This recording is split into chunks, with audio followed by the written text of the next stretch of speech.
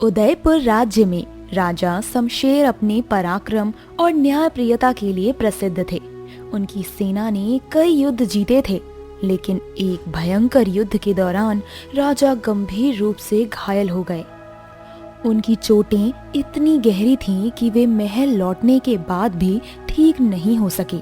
राजमहल में हर तरफ चिंता और भय का माहौल छा गया। राजा शमशेर बिस्तर पर लेटे हुए हैं। उनकी सांसें धीमी हैं। रानी रत्नावली उनके पास बैठी है। महाराज, आप चिंता ना करें, हम आपको ठीक करने के लिए हर संभव प्रयास करेंगे। रत्नावली, मुझे अब उम्मीद कम दिखती है। शायद मेरा अंत निकट है।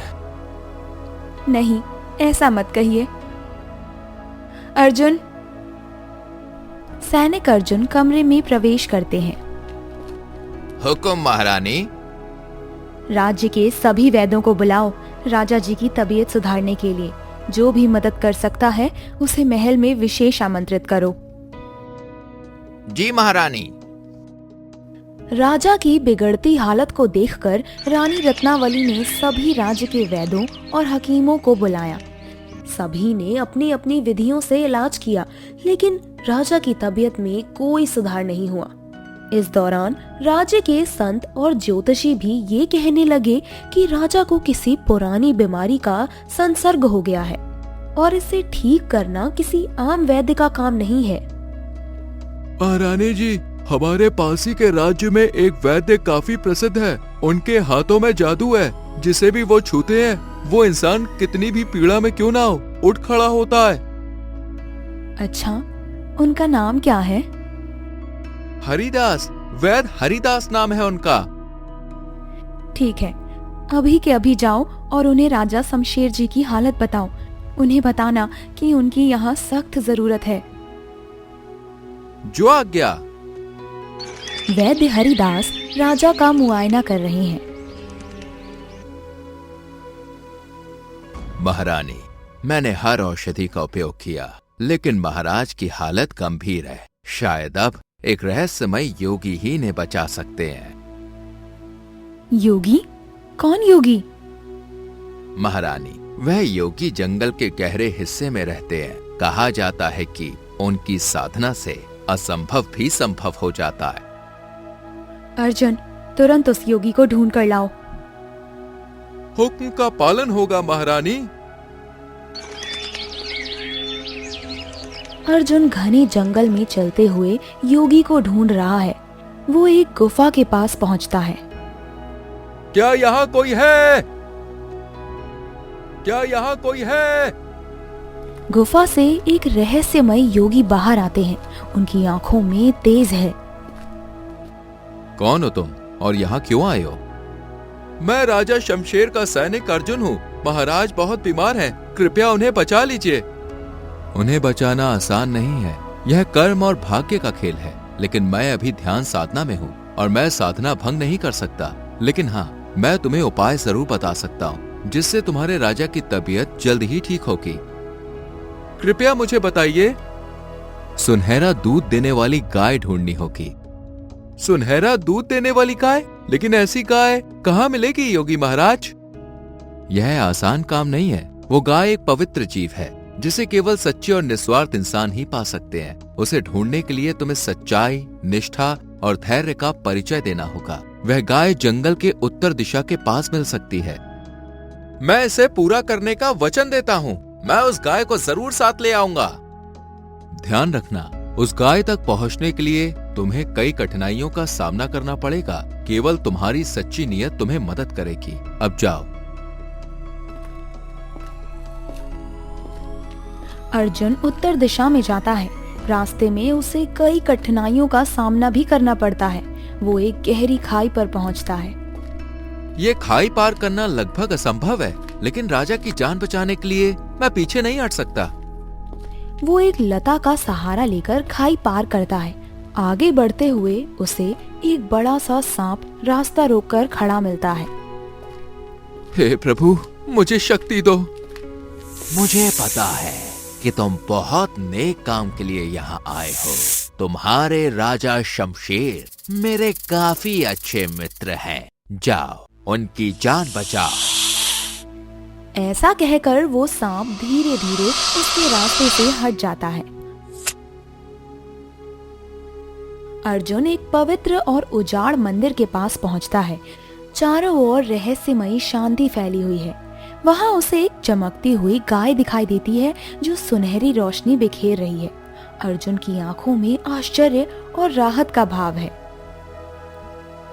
यही वो सुनहरी गाय है जिसके बारे में योगी महाराज ने बताया था, लेकिन ये इतनी शांत क्यों लग रही है? अर्जुन धीरे धीरे गाय के पास पहुंचता है और हाथ जोड़कर प्रणाम करता है। हे पवित्र गाय, मेरे राजा शमशेर की जान खतरे में है। कृपया मेरी सहायता करें। मुझे आपका सुनहरा दूध चाहिए। गाय उसे ध्यान से देखती है और फिर सिर हिलाकर स्वीकृति देती है। अर्जुन, मैं तुम्हारी सच्चाई और निष्ठा से प्रभावित हूँ। मैं तुम्हारे साथ चलूंगी, लेकिन ध्यान रखना, यह दूध केवल सच्चे उद्देश्य के लिए उपयोग होना चाहिए। धन्यवाद देवी, मैं वचन देता हूँ कि ये दूध केवल मेरे राजा को बचाने के लिए उपयोग होगा। गाय अर्जुन के साथ चल पड़ती है। अर्जुन और गाय अपने रास्ते पर हैं। अर्जुन पूरे दिन चलने के बाद थक चुका है। वो एक पुरानी पेड़ के नीचे आराम करने के लिए रुकता है। गाय भी पास में बैठ जाती है। अर्जुन अपनी तलवार पास में रखकर सो जाता है, लेकिन तभी झाड़ियों के पीछे से दो चोर आते हैं। देखो, ये वही सुनहरी गाय है जिसके बारे में हमने सुना था। इसे बेचकर हम अमीर हो जाएंगे। हाँ, लेकिन सावधानी से काम करना होगा, सैनिक को पता ना चले।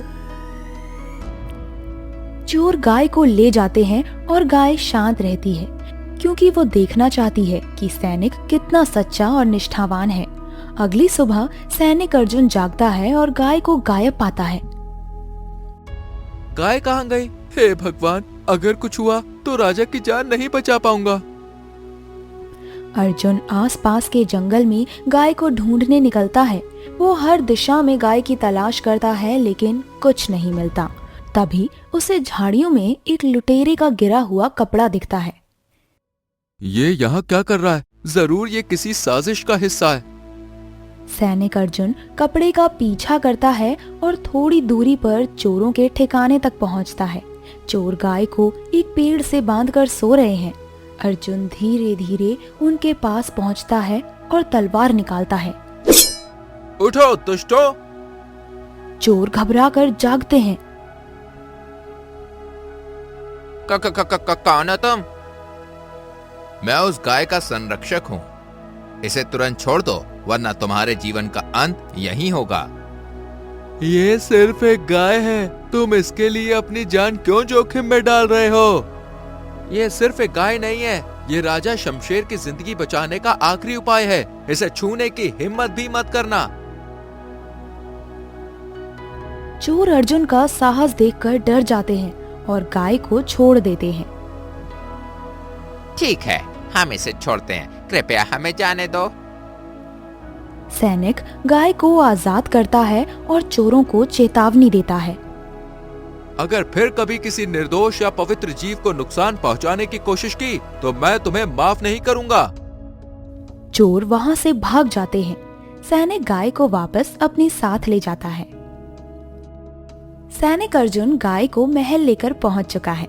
राजा शमशेर की स्थिति गंभीर है।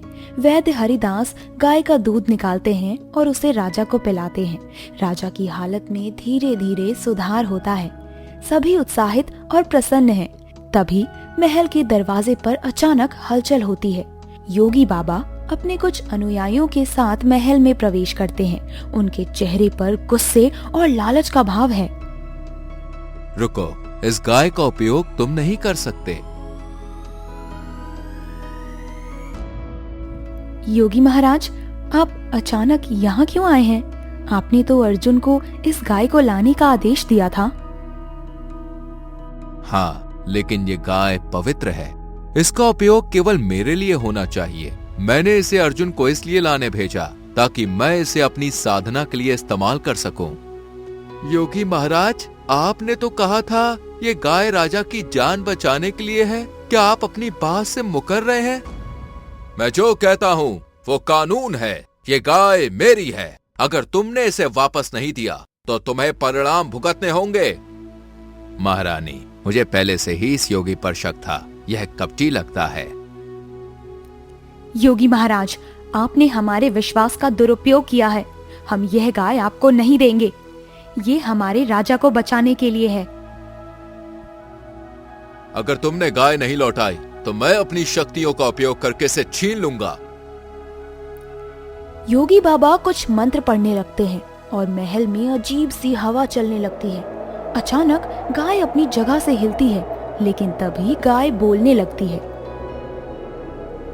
योगी, तुम्हारा पाखंड अब खत्म होगा। तुमने मुझे पाने के लिए छल और कपट का सहारा लिया, लेकिन मैं केवल सच्चाई और निष्ठा के लिए हूँ। गाय के बोलते ही चारों ओर रोशनी फैल जाती है। योगी बाबा और उनके अनुयायी डर जाते हैं। अर्जुन, तुमने अपनी निष्ठा और सच्चाई से मुझे पाया है। मैं तुम्हारी भक्ति से प्रसन्न हूँ, लेकिन ये योगी एक धोखेबाज है। ये साधु नहीं बल्कि लालच और पाखंड का प्रतीक है। योगी, तुमने हमारे राजा की जान के साथ खेलना चाहा। अब तुम्हें इसका दंड मिलेगा। गाय अपनी शक्तियों का उपयोग करती है। योगी बाबा और उनके अनुयायी पत्थर में बदल जाते हैं। पूरा महल इस दृश्य को देखकर चकित है।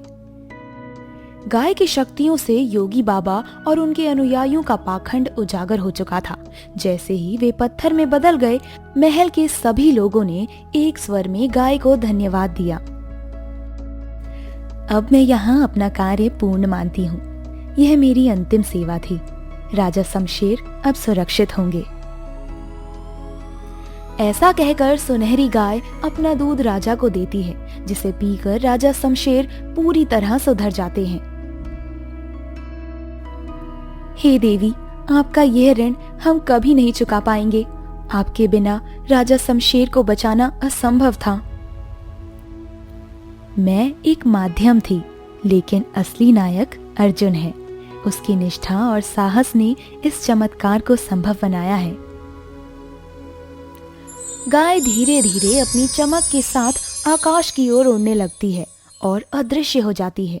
पूरे महल में एक दिव्य शांति छा जाती है। कुछ दिनों के भीतर राजा शमशेर पूरी तरह स्वस्थ हो जाते हैं। उन्होंने अर्जुन को दरबार में बुलाया। अर्जुन, तुम्हारी निष्ठा और साहस ने मेरी जान बचाई। मैं तुम्हें सम्मानित करना चाहता हूँ। बताओ, तुम्हारी क्या इच्छा है? महाराज, मेरी कोई विशेष इच्छा नहीं है। मैं केवल अपने कर्तव्य का पालन कर रहा था। फिर भी तुम्हारा ये बलिदान और साहस अद्वितीय है। मैं तुम्हें राज्य संरक्षक के पद पर नियुक्त करता हूँ। यह तुम्हारे त्याग और परिश्रम का प्रतीक है। पूरे दरबार ने जोरदार तालियों से अर्जुन का स्वागत किया।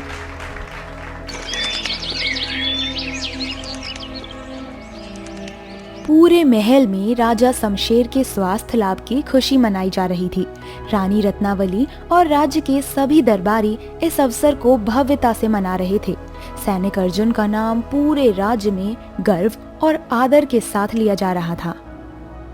आज हमारे राज्य ने न केवल एक वीर सैनिक अर्जुन को सम्मानित किया, बल्कि हमें ये भी सिखाया कि सच्चाई, निष्ठा और साहस से हर चुनौती पर विजय प्राप्त कर सकते हैं। दरबार में सभी जयकारा करते हैं। राजा शमशेर की जय, सैनिक अर्जुन की जय।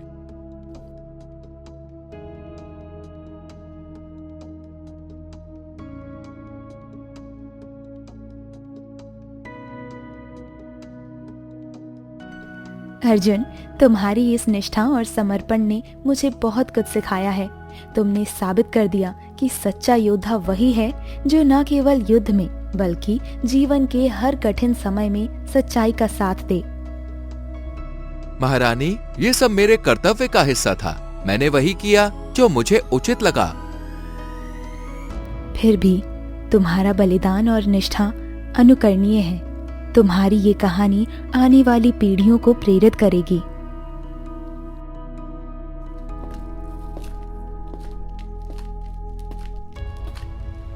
उत्सव के दौरान एक साधु महल में प्रवेश करते हैं। उनकी आंखों में गहरा, तेज और शांत मुस्कान है। राजा शमशेर, आपकी भक्ति और सच्चाई ने ईश्वर को प्रसन्न किया है। मुझे दिव्य संदेश मिला है कि आपका राज्य अब सुख, समृद्धि और शांति से भरा होगा। लेकिन याद रखें, सच्चाई और न्याय से कभी ना भटकें। आपका आशीर्वाद और उपदेश हमारे लिए प्रेरणा का स्रोत रहेंगे।